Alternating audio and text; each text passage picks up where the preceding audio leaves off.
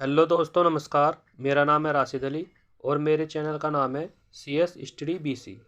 मैं आपकी तैयारी करा रहा हूँ BCom फाइनल ईयर की कॉरपोरेट अकाउंट। एक वीडियो बना करके मैंने डाल दिया है भाई। ये दूसरी वीडियो है। क्वेश्चन यही आएंगे, छप करके आएंगे, ये बात लिख करके मैं दे रहा हूँ आपको। इनमें से क्वेश्चन बाहर नहीं जाने के, बिल्कुल यही क्वेश्चन आपको एग्ज़ाम के अंदर देखने मिलेंगे। आज 21 मार्च है भाई। आज आपका स्पोर्ट्स का पेपर है, उसके लिए आपको शुभकामनाएं। ठीक है, हार्दिक बधाई। आप अच्छे से अच्छा पेपर करके आए। तो फिर भाई आपका 23 मार्च का आपका ये कॉरपोरेट अकाउंट का पहला पेपर है। ठीक है, आज स्पोर्ट्स का पेपर है। BA BCom BSc सभी का पेपर है आज भाई। स्पोर्ट्स का पेपर जो रेगुलर स्टूडेंट है उनके लिए स्पोर्ट्स का पेपर है। जो प्राइवेट स्टूडेंट है उनके लिए आज का कोई पेपर नहीं है, क्योंकि उनका पेपर सीधा 23 मार्च का है। क्वेश्चन स्टार्ट करते हैं भाई। अगर भाई चैनल को सब्सक्राइब नहीं किया भाई, चैनल को जरूर सब्सक्राइब कर लीजिए। ठीक है भाई। क्वेश्चन नंबर 33 तक मैंने डाल दिया है। क्वेश्चन नंबर 34, एक कंपनी अपने अंशों का निर्गमन कर सकती है। तो जो एक कंपनी है अपने अंशों का निर्गमन किस पर कर सकती है? ऑप्शन ए प्रीमियम पर, बट्टे पर, ऑप्शन सी अंकित मूल्य पर, और ऑप्शन डी उपयुक्त सभी। तो एक कंपनी अपने अंशों का निर्गमन सभी पर कर सकती है। ठीक है भाई। क्वेश्चन नंबर 35, बोनस अंशों का निर्गमन कहलाता है। तो बोनस अंशों का जो निर्गमन है वो लाभांश का भुगतान है। ठीक है भाई। बोनस अंशों से लाभांश का भुगतान किया जाता है कंपनी के द्वारा। क्वेश्चन नंबर 36, जब हरण हुए अंशों के निर्गमन के पश्चात अंश हरण खाते में बचे हुए लाभ को कहाँ हस्तांतरित किया जाता है? तो जब अंशों का हरण होता है और उसके पास जो शेष राशि बचती है, यह लाभ बचता है, तो उसको कहाँ ट्रांसफ़र करते हैं भाई? उसको करते हैं भाई पूंजी संचय खाते में। ठीक है भाई, पूंजी संचय खाते में ट्रांसफ़र करते हैं भाई। सॉरी। ठीक है भाई।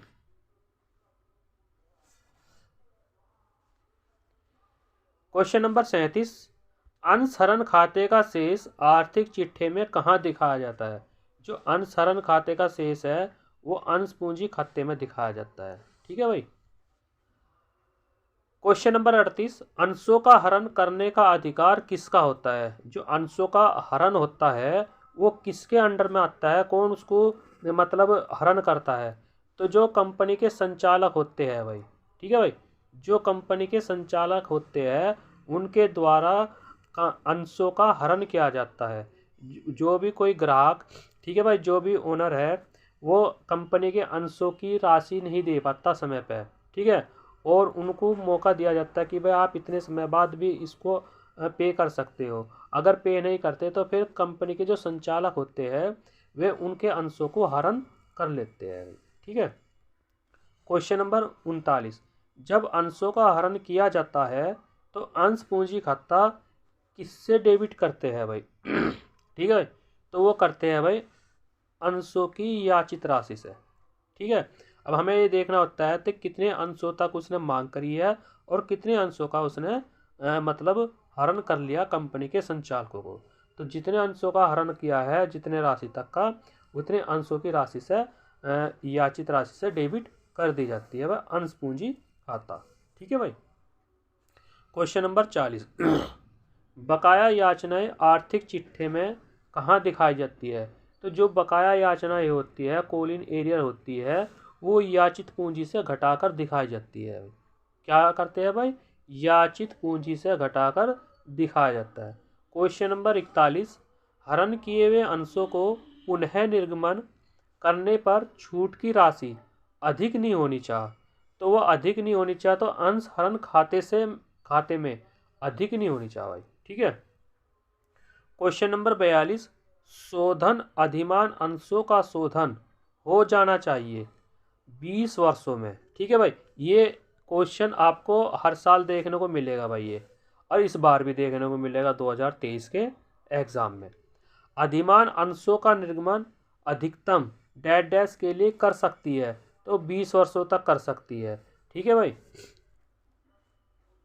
क्वेश्चन नंबर 44, अंशों के निर्गमन के समय सममूल्य से ज़्यादा प्राप्त हुई राशि को किस खाते में क्रेडिट करते हैं?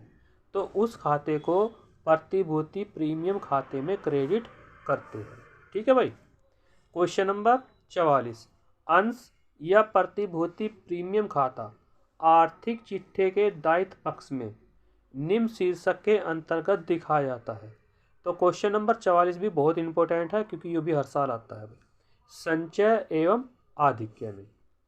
क्वेश्चन नंबर 45, लाभों को दिया जाता है सामान्यतः जो लाभांश है वो कहाँ से दिया जाता है? या तो दत्त पूंजी हो या प्राप्त पूंजी हो, इनमें से लाभांश को दिया जाता है कंपनी के द्वारा। जब कंपनी का समापन होता है तो वो लाभांश यहाँ से दिया जाता है। ठीक है भाई। लाभांश केवल निम्न में से दिया जाता है, वो चालू वर्ष के सॉरी भाई, जो चालू वर्ष का होता है, करंट ईयर होता है, उसके लाभ में से लाभांश दिया जाता है और किसी उसमें से लाभांश हम दे नहीं सकते। Question number 47। ठीक है भाई। क्वेश्चन नंबर 47 आपका, कोई भी लाभांश नहीं दिया जा सकता। तो कोई भी लाभांश नहीं दिया जा सकता तो भाई इसमें अग्रिम याचना पर, अवशेष याचना पर या सी ए बी दोनों पर। ठीक है भाई। तो इसमें आपका सी ऑप्शन राइट हो जाएगा भाई। ठीक है भाई। क्या हो जाएगा? सी ऑप्शन राइट हो जाएगा। क्वेश्चन नंबर 48, समता अंशधारियों को बोनस से तात्पर्य है। जो समता अंशधारी है और जो उनको बोनस मिलता है उसका क्या मतलब है? अतिरिक्त लाभांश मिलता है उसको। जो बोनस होता है वो अतिरिक्त लाभांश के रूप में उसको मिलता है भाई। क्वेश्चन नंबर 49, सामान्यतः अंतरिम लाभांश का भुगतान किया जाता है तो 6 माह में कर सकते हैं। ठीक है भाई। अंतरिम लाभांश का भुगतान 6 माह के अंतर्गत किया जा सकता है। क्वेश्चन नंबर 50, अंश पूंजी में कमी की अनुमति की आवश्यकता है। यानी कि जो कंपनी की अंश पूंजी होती है, शेयर कैपिटल होती है, अगर उसमें कमी करना चाहता है तो किसकी जरूरत पड़ती है? यानी कि किसकी अनुमति लेनी पड़ती है? तो न्यायालय की अनुमति लेनी पड़ती है। यानी कि कोर्ट में जाना पड़ता है, आमासी जा करके रिट दायर करनी पड़ती है कि जी हमें अपने शेयर कैपिटल में कमी करनी है। तो वह फिर वहाँ से आदेश मिलता है, तो वो न्यायालय के द्वारा ही होता है भाई। ठीक है। क्वेश्चन नंबर 51, कंपनी की अंश पूंजी दर्शाती है। ठीक है भाई। जो कंपनी की अंश पूंजी है वो क्या दर्शाती है? समतांशों को, ऑप्शन बी पूर्वाधिकार अंशों को, और ऑप्शन सी ए और बी दोनों। तो इसमें भाई तीसरा ऑप्शन राइट हो जाएगा, ए और बी दोनों हो जाएंगे। क्वेश्चन नंबर 52, सारणी ए के अनुसार याचना की बकाया राशि का ब्याज लगाया जाता है। ठीक। जो बकाया राशि रह जाती है, ठीक है, तो उस पर कितने % ब्याज लगाया जाता है? उस पर लगाया जाता है 5% ब्याज भाई। ठीक है भाई। 5% ब्याज लगाया जाता है सारणी ए के अनुसार। क्वेश्चन नंबर 53, अंश जब्त किए जा सकते हैं। तो अंश जब्त किए जा सकते हैं याचना राशि का भुगतान न करने पर। यानी कि अगर आपने याचना राशि दे दी तो अंश हरण नहीं हो सकते। अगर आपने नहीं दी, याचना राशि का भुगतान नहीं करा समय पर, ठीक है, तो कंपनी के जो संचालक होते हैं वे अंशों को जब्त या हरण कर लेते हैं। अंशधारी प्राप्त करते हैं। तो अंशधारी जो प्राप्त करते हैं वो लाभांश प्राप्त करते हैं, और लाभांश कंपनी किन लाभों में से देती है भाई? चालू वर्ष के लाभों में से देती है। ये बात ध्यान रखना। क्वेश्चन नंबर 55, अंशों का अधिमूल्य पर निर्गमन है। तो वह है भाई पूंजीगत प्राप्ति। ठीक है। क्या है भाई? पूंजीगत प्राप्ति। अंशों का छूट पर निर्गमन है, वो पूंजीगत हानि होती है। ठीक है भाई। अगर अंशों को छूट पर निर्गमन करते हैं तो कंपनी को पूंजीगत हानि होती है। अगर अंशों का अधिमूल्य यानी कि प्रीमियम पर निर्गमन करते हैं तो जब कंपनी को पूंजीगत प्राप्ति होती है, यानी कि लाभ होता है। ठीक है भाई। ये क्वेश्चन इस तरह कन्फ्यूजन करने वाले बहुत देता है एग्जामिनर। ठीक है भाई। अगर आपने भाई चैनल को सब्सक्राइब नहीं किया तो चैनल को जरूर सब्सक्राइब कर लीजिए। ठीक है भाई। क्वेश्चन वही लाया हूँ जो आपके पेपर में छपने वाले हैं, इनसे बाहर आपका पेपर नहीं जाएगा।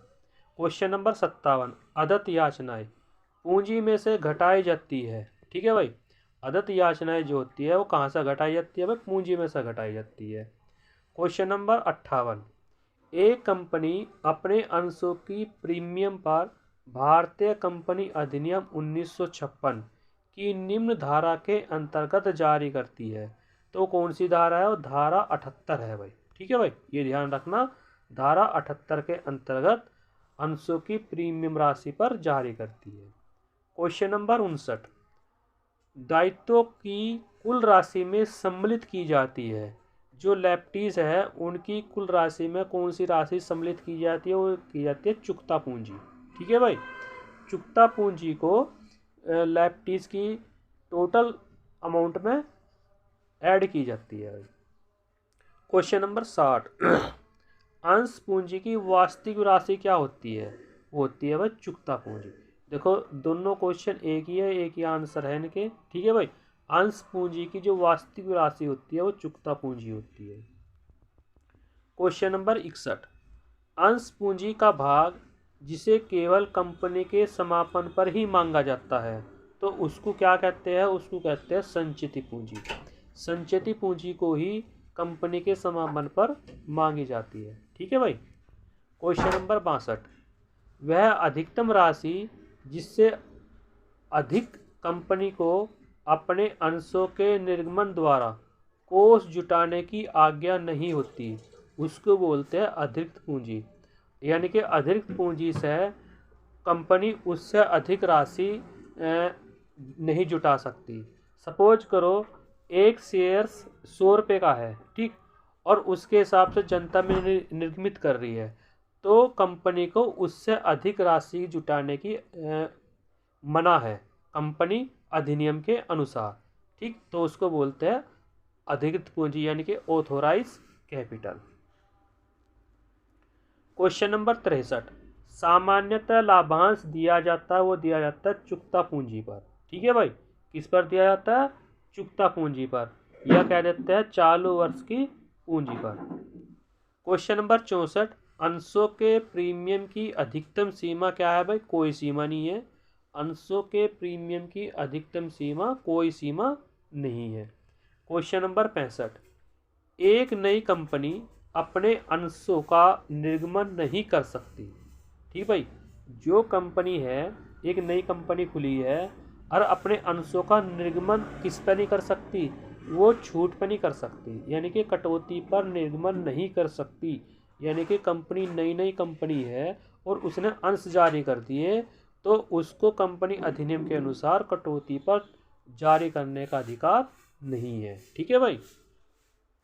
क्वेश्चन नंबर 66, विशेष अनुमति को छोड़कर समता अंशों पर अधिकतम स्वीकृति छूट है, तो वह है 10%। ठीक है भाई, 10% है। क्वेश्चन नंबर 67, जब बोनस अंश निर्गमित किए जाते हैं तो कौन सा खाता क्रेडिट किया जाएगा? ठीक है भाई, तो अंश पूंजी खाता क्रेडिट किया जाएगा जब बोनस अंश निर्गमित किए जाते हैं। क्वेश्चन नंबर 68, बोनस अंश निर्गमित किए जाते हैं, तो जो बोनस अंश है वे कहाँ से निर्गमित किए जाते हैं? लाभ हानि खाते से, अंश पूंजी प्रीमियम खाते से, सामान्य संचय खाते से। तो क्वेश्चन नंबर 68 का आंसर हो जाएगा उपयुक्त सभी। ठीक है भाई। क्वेश्चन नंबर 69, अंश प्रीमियम निर्धारित किए जाते हैं, तो स्वयं कंपनी के द्वारा निर्धारित किए जाते हैं। क्वेश्चन नंबर 70, अंश निर्गमन कटौती खाता दर्शाया जाता है आर्थिक चिट्ठे के संपत्ति पक्ष में।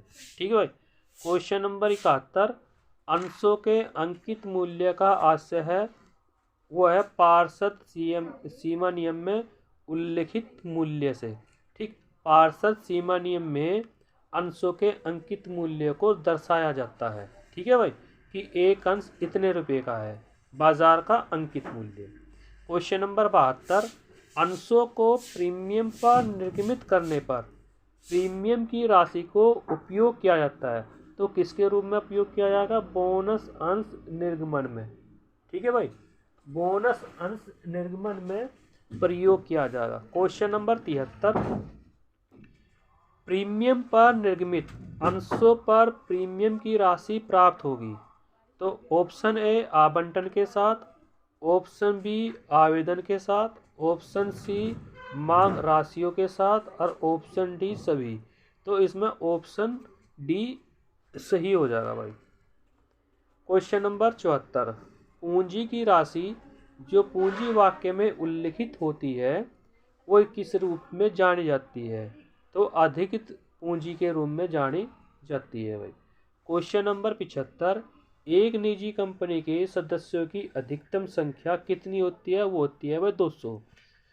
कंपनी अधिनियम 2013 के अनुसार भाई अब इस टाइम निजी कंपनी के जो अधिकतम सदस्यों की संख्या है वो है आपकी 200। और कंपनी अधिनियम 1956 के अनुसार निजी कंपनी के अधिकतम सदस्यों की संख्या होती है 50। ठीक है, इस चीज़ का ध्यान रखना। अगर कोई भी एक्ट नहीं दे रखा और मैं 200 संख्या लिखी आ जाए ऑप्शन में, तो निजी कंपनी के अधिकतम सदस्यों की संख्या 200 पे टिक करके गोल भर के आ जाना। ठीक है भाई। क्वेश्चन नंबर 76, इक्विटी स्टॉक को चिट्ठे में दर्शाया जाता है। जो इक्विटी स्टॉक होते हैं वो चिट्ठे में दर्शाए जाते हैं अंश पूंजी के अंतर्गत। ठीक है भाई, ये क्वेश्चन थे पहले चैप्टर के। ठीक है भाई, क्वेश्चन 76। अब मैं आपके लाऊंगा अंशों के हरण, अंशों के निर्गमन और भाई पूर्वाधिकार अंशों का शोधन। 3-4 चैप्टर के क्वेश्चन में लाऊंगा अगली वीडियो में, वो भी जल्दी ही अपलोड कर दी जाएगी। इस तरह 23 तारीख तक मैं सारे कॉर्पोरेट अकाउंट के जो मेन इंपॉर्टेंट हर चैप्टर के बार बार रिपीट होते हैं क्वेश्चन, वे मैं आपको डाल दूंगा। ठीक है भाई। थैंक यू, नमस्कार भाई।